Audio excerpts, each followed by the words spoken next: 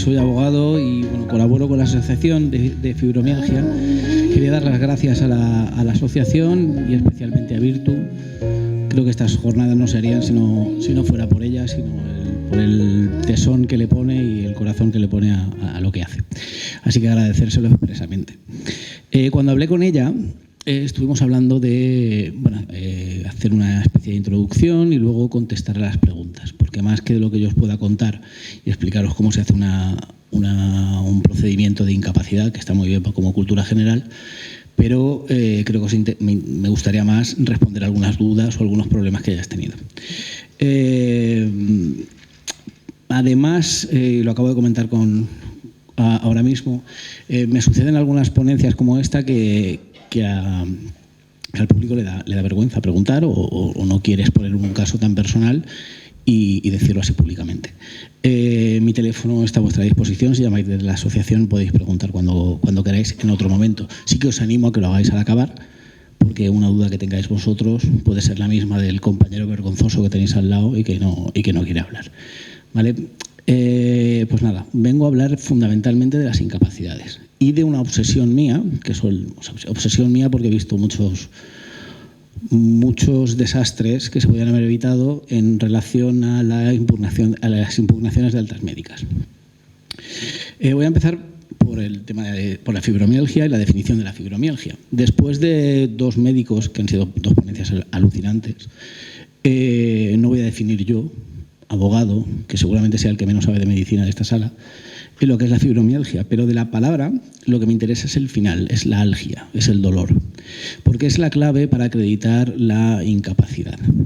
Ya sé que la fibromialgia implica bastante más que un simple dolor, está relacionada con, ya lo habéis visto en la ponencia anterior, no me quiero repetir, pero fundamentalmente para acreditarlo en un procedimiento judicial se habla del dolor y de las implicaciones que tiene el dolor.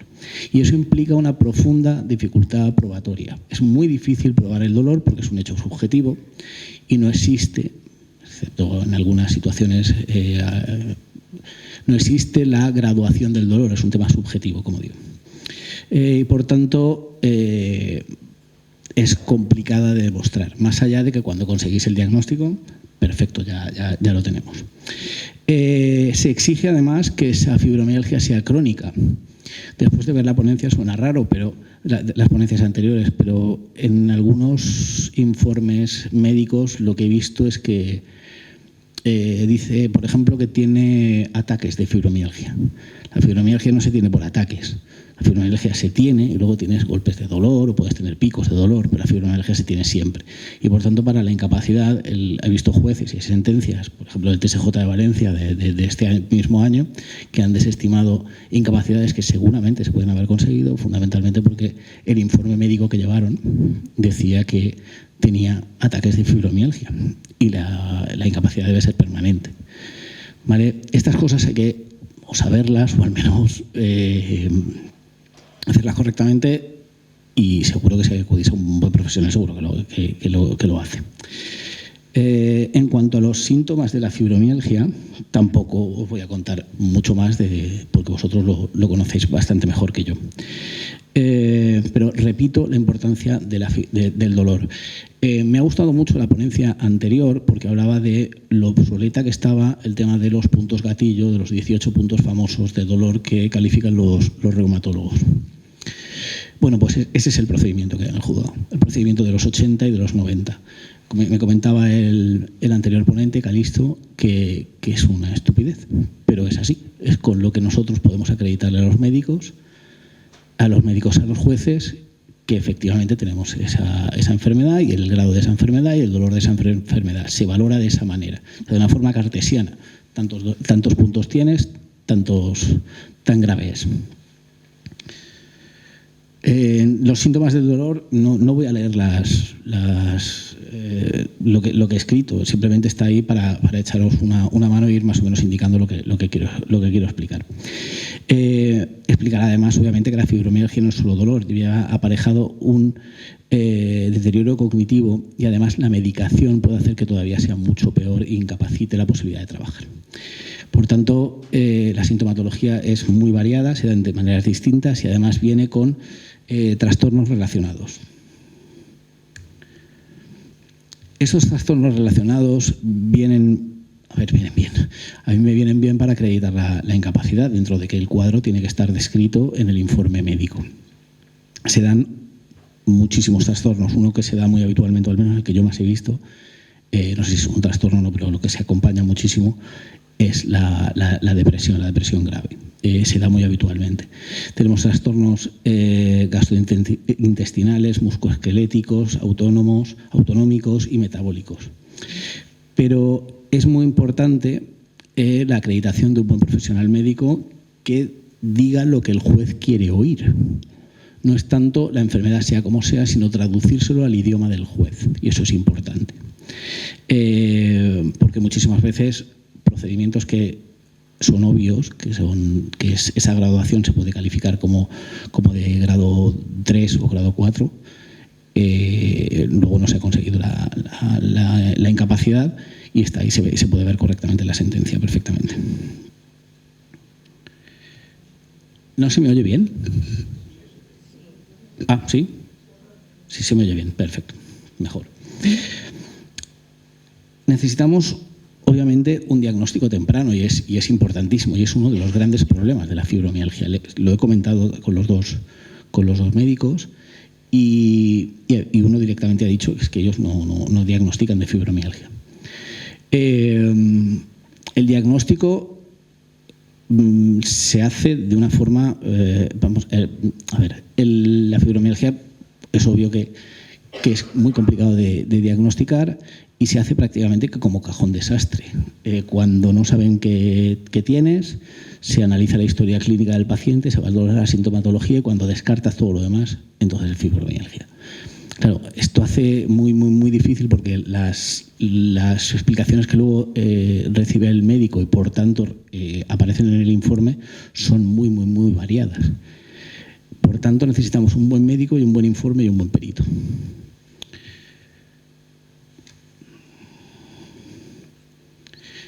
La fibromialgia, sobre todo la moderada y la grave, pueden mermar o merman directamente o disminuyen la capacidad para el trabajo de la persona que la sufre. Si bien hasta hace pocos años, y repito, de esto sabéis bastante más que yo, era muy difícil determinar el grado de dolor y por tanto el grado de capacidad laboral, porque una cosa que quiero que os llevéis de aquí, si soy capaz de transmitiros 3 o 4 ideas mejor, es que el diagnóstico de fibromialgia no implica absolutamente nada en relación a una incapacidad. La fibromialgia no implica posteriormente la incapacidad. Lo que tenéis que tener es la acreditación de que ese dolor os impide trabajar y de que esa reducción en la movilidad os impide trabajar.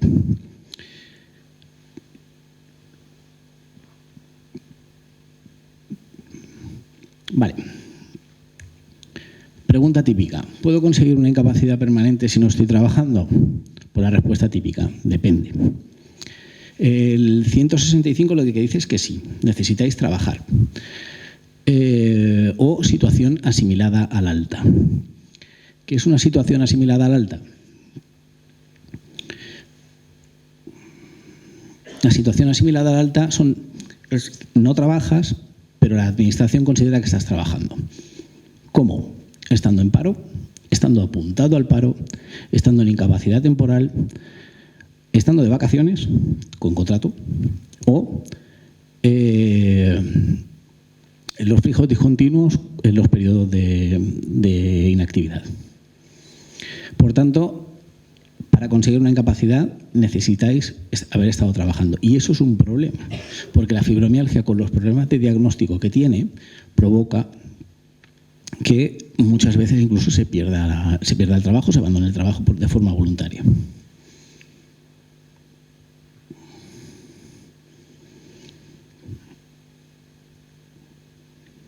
Vale. Aquí os quiero insistir una cosa que parece una tontería, pero creo que es muy importante que el hecho de...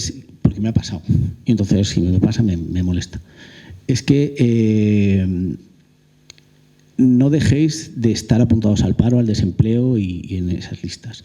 Porque Ahora mismo se puede hacer de una forma muy sencilla con un certificado digital, que se puede hacer acudiendo a la Fábrica Nacional de Moneda y Timbre. Si no sabéis hacerlo, también me podéis llamar. Pero el certificado digital, de la misma forma que todos tenéis móvil, sabéis hacer fotos, mandar fotos de los sobrinos y tonterías en Navidad, la podéis hacer y tener un certificado digital, que es una cosa muy sencillita para poder renovar todo por ejemplo, el paro.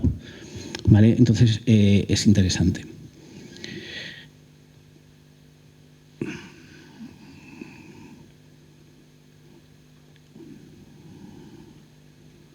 Por tanto, las situaciones asimiladas al alta se tiene siempre derecho a la incapacidad permanente en las mismas condiciones que si se trabajara. Siempre. Ahora, también hay una excepción, y es que la enfermedad que tengáis sea muy grave. Por tanto, la pensión por incapacidad permanente, los grados de incapacidad sea la absoluta, es decir, grados muy altos. Grado de permanente absoluta o gran invalidez. Permanente absoluta es para todo trabajo.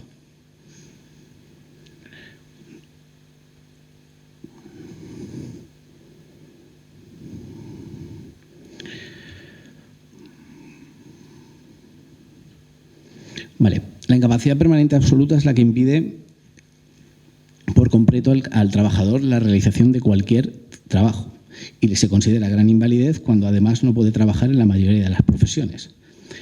Si no estás trabajando, se requieren 15 años de cotización previa y en los últimos 10 años que has cotizado 3.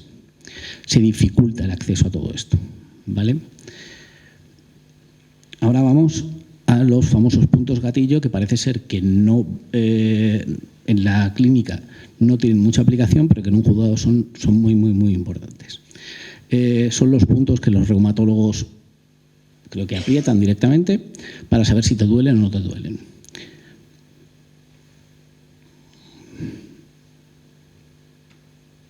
Por tanto, para recibir una incapacidad necesitas sufrir dolor en 11 de los 18.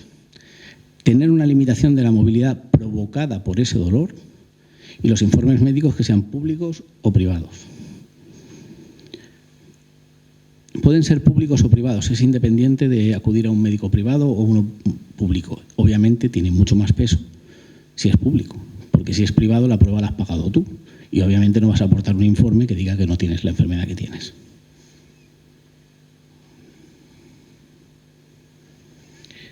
También es muy importante la disminución de la movilidad, porque es lo que indica fundamentalmente la incapacidad para trabajar.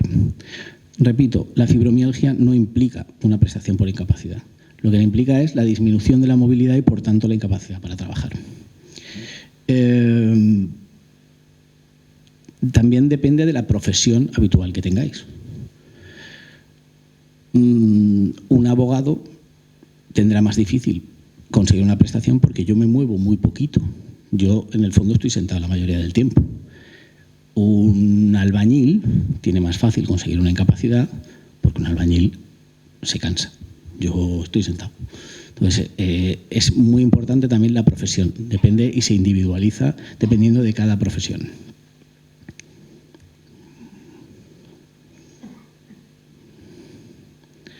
Repito lo de los informes médicos públicos, que ya lo he explicado. Es importante, el informe médico tiene que ser revisado por un abogado posteriormente para presentarlo. Hay multitud de procedimientos por incapacidad que se pierden porque el informe no dice con las palabras que debería decirlo lo que tiene que decir. Y diciendo lo mismo se puede conseguir con un informe u otro. Y hay muchísimos defectos de forma a la hora de presentar los informes. Es importante revisar el informe y si el informe no está bien, nos gastamos el dinero, nos vamos a un perito y decimos lo que queremos que diga, que es exactamente la verdad, pero de la forma que la tiene que decir. ¿Vale el médico de cabecera o el reumatólogo? Porque sé que es importante, porque muchas veces nos ve el reumatólogo, nos ve el médico y demás. Me da igual. Me vale el médico y me vale el reumatólogo, vale cualquiera, siempre que lo diga correctamente. El peso es el mismo, no vale más porque lo haya diagnosticado un reumatólogo, porque lo haya diagnosticado un médico. El peso es el mismo. Normalmente es mejor, incluso el médico de cabecera. Os conoce, os ha visto muchísimo tiempo, está en el centro de salud, ese informe lo tenéis más o menos mucho más controlado. Los grados de discapacidad, fundamentalmente hay 3 grados. Esa graduación, también he estado hablándolo con los médicos anteriormente que han hecho la ponencia, es la forma en la que tiene la justicia, por un baremo que existe el 1971 del 99, el Real Decreto, es en el que se valora. Y se hace así.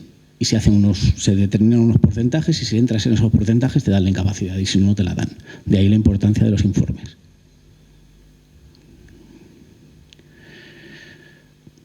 Será leve cuando tenga menos hasta 39, moderada, que ya se considera una fibromialgia importante y sí que tienes derecho a incapacidad, de 39 a 59 y de grave o severa mayor de 59. La leve no tiene derecho a incapacidad permanente y la de grado 2, que se considera moderada, sí que tiene incapacidad permanente dependiendo del trabajo que ejerzas. Independientemente, habrá que ver los expedientes de los trabajadores más sedentarios y normalmente también tiene mucha importancia el resto de patologías que tengas, como ya hemos explicado anteriormente.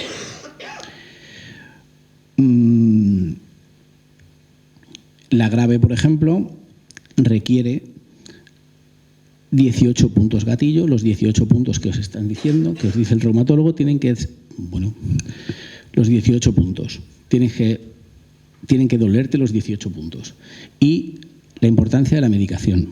Con la medicación creo que hemos dado visibilidad al grave problema que tiene el paciente y se lo hemos conseguido explicar así al juez, determinando qué medicación toma. Si la de medicación es de un grado 3 o 4, que también hay una escala y se puede acreditar, esa medicación se la exponemos al juez y el juez entiende que esa medicación acredita el grado de enfermedad que tiene el solicitante de la prestación.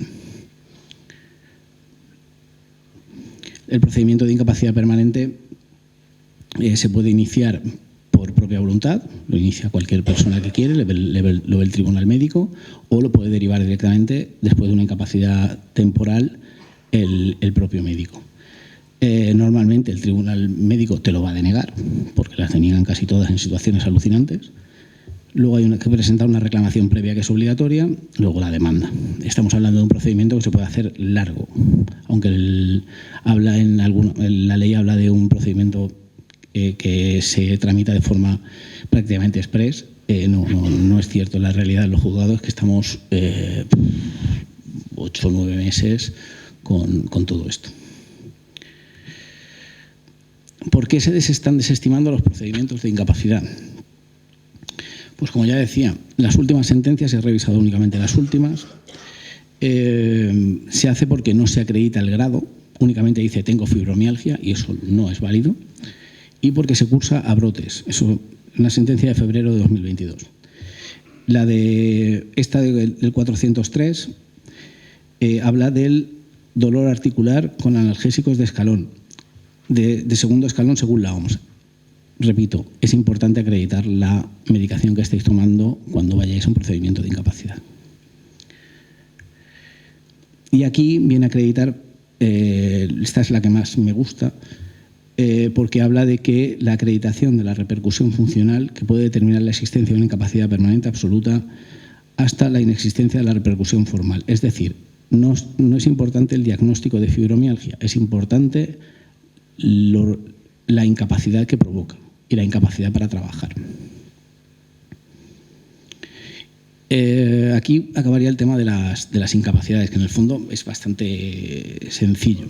Y luego quiero hablar de las altas por incapacidad, porque las altas médicas. Me sorprende la cantidad de gente que no sabe que se puede impugnar una alta médica. De cuando estás trabajando, el médico te da la alta y la puedes impugnar. Para mí es algo que se hace de forma habitual, pero parece ser que la gente no acaba de saberlo.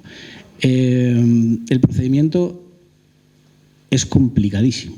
Es decir, una vez que contratas a un profesional no tienes ningún problema, pero cualquier persona que lo intente hacer por sí misma, la ley es prácticamente ininteligible.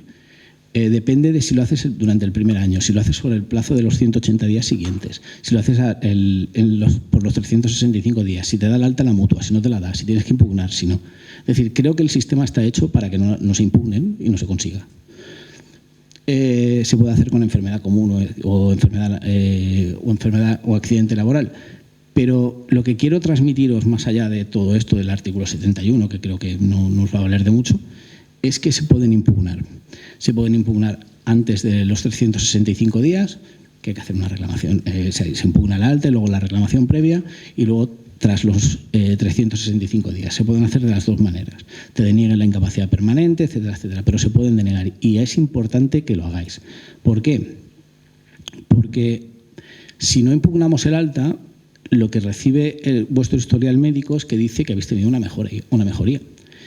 Y si llevamos un año con un diagnóstico de fibromialgia y tenéis una mejoría, luego va a costar acreditar esa incapacidad permanente por no impugnarla, porque hay que impugnar las altas, ¿vale? Es muy importante. Si os lleváis algo de aquí hoy, es que sea que tenéis que impugnar las altas médicas cuando estáis trabajando y realmente no estáis bien. Y hay veces que os dan el alta porque os dan el alta, porque muchísimas veces se dan el alta porque han transcurrido 365 días. Nadie mejora porque ha pasado un año, porque el año ha pasado y te tengo que dar el alta porque ha pasado el año. Eso no es un argumento, ¿vale? Por tanto, hay que hacerlo correctamente y se tiene que impugnar. Creo que básicamente yo ya habría acabado, más allá de que me gustaría de que ahora tener que me preguntéis lo que vosotros queráis, o luego si va a hacerlo un compañero, como vosotros queráis. Pero yo ya fundamentalmente habría acabado lo que os tengo que contar.